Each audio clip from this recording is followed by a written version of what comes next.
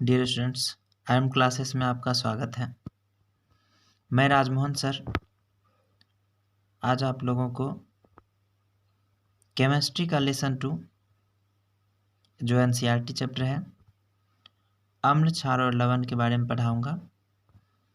जैसे अम्ल को एसिड बोला जाता है, क्षार को बेस बोला जाता है और लवण को साल्ट बोला जाता है। अम्लों के बारे में हम जानते हैं, अम्ल जो है स्वाद में खट्टे होते हैं और ये नीले लिटमस पत्र को लाल कर देते हैं। लिटमस पत्र जो होता है लाइकेन नामक पौधा से प्राप्त किया जाता है जो थैलोफाइटा समूह के होते हैं। और अम्ल का जलीय विलयन हाइड्रोजन प्लस आयन प्रदान करता है। अम्ल का जलीय विलयन हाइड्रोजन प्लस आयन प्रदान करता है। और एसिड शब्द की उत्पत्ति लैटिन भाषा से हुई है जिसका अर्थ खट्टा होता है। अब हम प्रबल अम्ल के बारे में जानते हैं। प्रबल अम्ल वे अम्ल होते हैं जो जल में घुलकर अत्यधिक मात्रा में H+ आयन प्रदान करता है। H+ आयन मतलब हाइड्रोजन प्लस आयन। प्रबल अम्ल वे अम्ल होते हैं जो जल में घुलकर अत्यधिक मात्रा में H+ आयन प्रदान करता है। इसे सांद्र अम्ल भी कहते हैं, जैसे हाइड्रोक्लोरिक अम्ल यानी HCl, H2SO4 यानी सल्फ्यूरिक अम्ल, HNO3 यानी नाइट्रिक अम्ल, ये सभी प्रबल अम्ल होते हैं। अब यहाँ पर एक वर्ड हमने इस्तेमाल किया, सांद्र अम्ल। सांद्र अम्ल वैसा अम्ल होता है जिसमें अम्ल की मात्रा अधिक और पानी की मात्रा बहुत कम होता हो। अब समझते हैं दुर्बल अम्ल। वे अम्ल जो जल में घुलकर कम मात्रा में हाइड्रोजन प्लस आयन प्रदान करता है। वे अम्ल जो जल में घुलकर कम मात्रा में H+ आयन प्रदान करता है उसे तनु अम्ल कहते हैं या दुर्बल अम्ल भी कहते हैं। जैसे CH3COOH, इसका मतलब हुआ एसिटिक अम्ल। CH3COOH एसिटिक अम्ल, लैक्टिक अम्ल, ऑक्जेलिक अम्ल। लैक्टिक अम्ल जो आपका किसमें पाया जाता है? दूध में। और ऑक्जेलिक अम्ल टमाटर में। अब समझते हैं क्षारक के बारे में। क्षार जिसको बेस हम बोलते हैं, ये स्वाद में खट्टा कड़वा होता है। ये लाल लिटमस पत्र को नीला करता है। ये जल में घुलकर हाइड्रोक्साइड आयन प्रदान करता है। अब फिर प्रबल क्षार का उदाहरण हम ले रहे हैं। NaOH यानी sodium hydroxide, KOH potassium hydroxide, CaOH का होल 2 कैल्शियम हाइड्रोक्साइड, ये बुझा हुआ चूना का सूत्र होता है। फिर दुर्बल क्षार NH4OH यानी अमोनियम हाइड्रोक्साइड। हम नोट में क्या लिखे हैं? जल में घुलनशील भस्म को क्षार कहते हैं। मतलब ऐसा भस्म जो जल में घुल जाए उसे क्षार कहा जाता है। जैसे सोडियम हाइड्रोक्साइड, पोटेशियम हाइड्रोक्साइड और मैग्नीशियम हाइड्रोक्साइड। यानी सोडियम हाइड्रोक्साइड का सूत्र NaOH, पोटेशियम हाइड्रोक्साइड का KOH और मैग्नीशियम हाइड्रोक्साइड का MgOH होता है। अब समझते हैं सूचक जो होता है, किसी चीज़ को हम, किसी विलयन का हम जांच कैसे करेंगे कि वो अम्लीय है या क्षारीय है? तो वो इंडिकेटर से जांच किया जाता है, यानी सूचक से जांच किया जाता है। वह पदार्थ जो किसी विलयन के अम्लीयता या क्षारीयता को दिखाता है उसे सूचक या इंडिकेटर्स कहा जाता है। वह पदार्थ जो किसी विलयन के अम्लीयता या क्षारीयता को दिखाता है उसे सूचक या इंडिकेटर्स कहा जाता है। ये सूचक 3 प्रकार के होते हैं: प्राकृतिक सूचक, कृत्रिम सूचक और गंधीय सूचक। प्राकृतिक सूचक में आ जाता है आपका लिटमस पत्र, लाल पत्ता गोभी और हाइड्रेंजिया पौधा के फूल, पिटूनिया भी आता है, हल्दी भी आता है। ये आपका प्राकृतिक सूचक हुआ जो बतलाता है कि कोई विलयन अम्लीय है या क्षारीय है।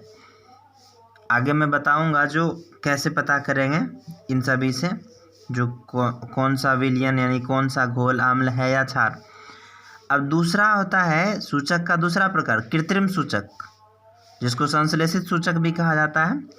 कृत्रिम सूचक जो मानव निर्मित है वो होता है मेथिल ऑरेंज और फिनोल्फ्थेलिन। उसको आता है गंधीय सूचक, प्याज, वेनिला और लौंग का तेल भी होता है। ठीक, अब समझते हैं कैसे ये सभी सूचक बतलाता है कोई अम्ल है या क्षार है। यदि लिटमस पत्र को यदि लिटमस पत्र को अम्ल के विलयन में डालते हैं तो नीला को लाल कलर में बदल देता है, लेकिन क्षार के विलयन में डालते हैं तो लाल को नीला में बदल देता है। लाल पत्ता गोभी को यदि अम्ल में डालते हैं तो लाल ही रहता है, लेकिन क्षार में डालने के बाद वो हरा हो जाता है। हल्दी को अम्ल में डालते हैं तो कोई बदलाव नहीं होता है, लेकिन क्षार में डालने के बाद हल्दी लाल हो जाता है। फिनोल्फिथेलिन को अम्ल में डालते हैं तो वो रंगहीन हो जाता है, मतलब उसमें कोई रंग नहीं होता है, लेकिन वही क्षार में डालने पर वह गुलाबी हो जाता है।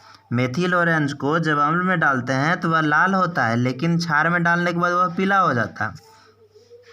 प्याज का रस को यदि हम अम्ल में डालते हैं तो वो तीक्ष्ण गंध करेगा, लेकिन क्षार में डालने के बाद कोई गंध नहीं करेगा।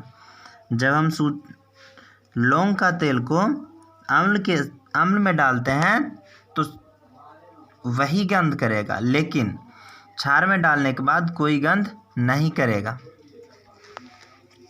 अब आगे चलते हैं। जो अम्ल तथा क्षार ये दोनों का रिएक्शन करवाते हैं, ये दोनों को एक साथ मिलाते हैं, तो अम्ल तथा क्षार को एक साथ मिलाने पर लवण तथा जल बनता है। यानी अम्ल प्लस क्षार क्या प्राप्त होता है? लवण और जल। जैसे NaOH यानी सोडियम हाइड्रोक्साइड प्लस HCl यानी हाइड्रोक्लोरिक अम्ल, ये दोनों के मिश्रण से ये दोनों को जब रिएक्शन कराते हैं तो क्या बनता है? NaCl और जल, यानी लवण और जल। NaCl मतलब सोडियम क्लोराइड और जल, ये साधारण नमक का सूत्र होता है। अब आते हैं उदासीनीकरण अभिक्रिया किसे कहा जाता है? वैसी अभिक्रिया जिसमें किसी अम्ल की अभिक्रिया क्षार के साथ करने पर लवण तथा जल प्राप्त होता है। क्या बोले? वैसी अभिक्रिया जिसमें किसी अम्ल की अभिक्रिया क्षार के साथ करने पर लवण तथा जल प्राप्त होता है, उसे ही उदासीनीकरण अभिक्रिया कहते हैं। जैसे NaOH में यानी सोडियम हाइड्रोक्साइड में यदि HCl का विलयन यानी हाइड्रोक्लोरिक अम्ल के विलयन को मिला दिया जाता है तो सोडियम क्लोराइड और जल प्राप्त होता है। ये आपका क्षार हुआ। अम्ल, ये दोनों के मिश्रण से ये लवण हुआ, ये जल हुआ।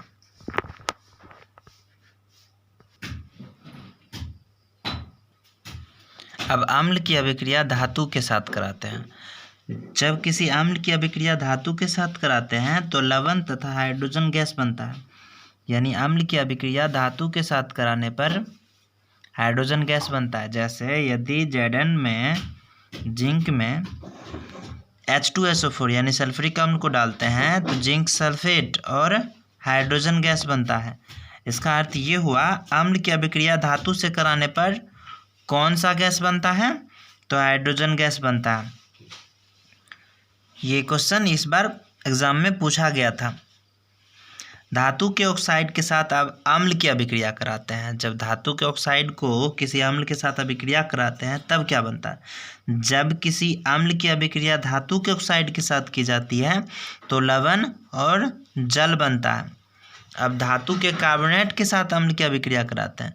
जब अम्ल की अभिक्रिया धातु के कार्बोनेट के साथ की जाती है तो लवण CO2 तथा जल बनता है। अब समझते हैं pH स्केल के बारे में।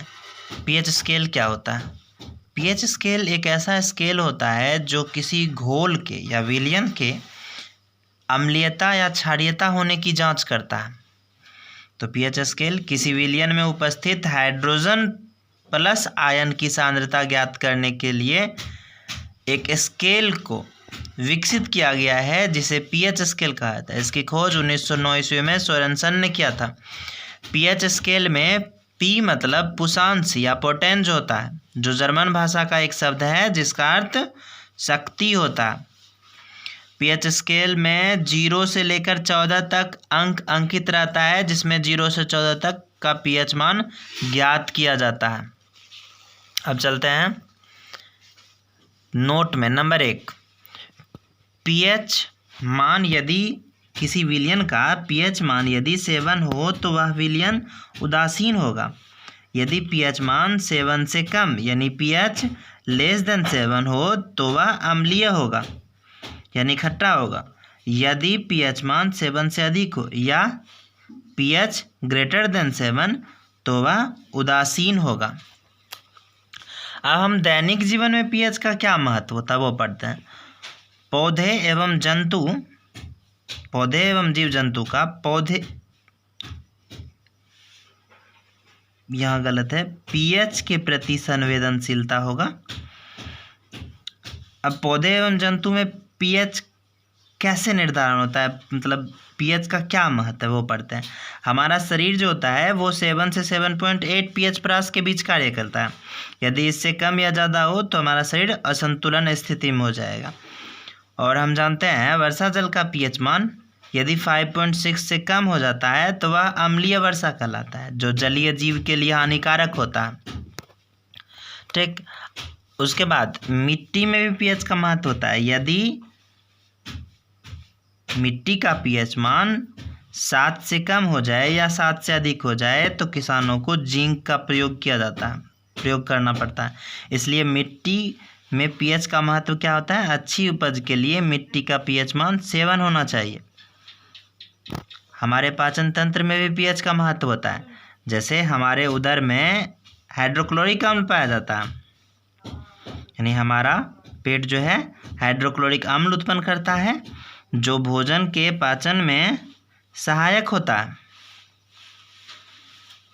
अपच की स्थिति में उदर मतलब पेट होता है, अधिक मात्रा में अम्ल उत्पन्न करता है। जब अपच होता है तो उस स्थिति में उदर अधिक मात्रा में अम्ल उत्पन्न करता है, जिसके कारण उदर में दर्द और जलन का अनुभव होता है। इस दर्द से मुक्ति पाने के लिए एंटासिड का उपयोग किया जाता है, जो अम्ल को उदासीन कर देता है। यहाँ पर एक क्वेश्चन इससे ऐसे पूछा जाता है, जो हमारे भोजन के पाचन में अम्ल की क्या भूमिका है, तो यही जवाब होगा। अब आता है pH परिवर्तन का दंत क्षय होना, मतलब pH परिवर्तन के कारण दांत का भी क्षरण होने लगता है। हमारे मुंह का pH मान 5.5 से यदि कम हो जाए तो दांत का क्षय होने लगता है। दांतों का इनेमल कैल्शियम फॉस्फेट का बना होता है, जो शरीर का सबसे कठोर पदार्थ होता है, लेकिन जब यह 5.5 से कम होने लगता है तो इनेमल क्षय होने लगता है। डियर स्टूडेंट्स, अभी तक जो हमने आपको पढ़ाया उसमें बहुत सारा ऑब्जेक्टिव भी निकलेगा। यदि आपको ये वीडियो अच्छा लगे तो अपने दोस्तों में शेयर ज़रूर कीजिएगा, चैनल को सब्सक्राइब ज़रूर कीजिएगा। मिलेंगे अगले वीडियो में।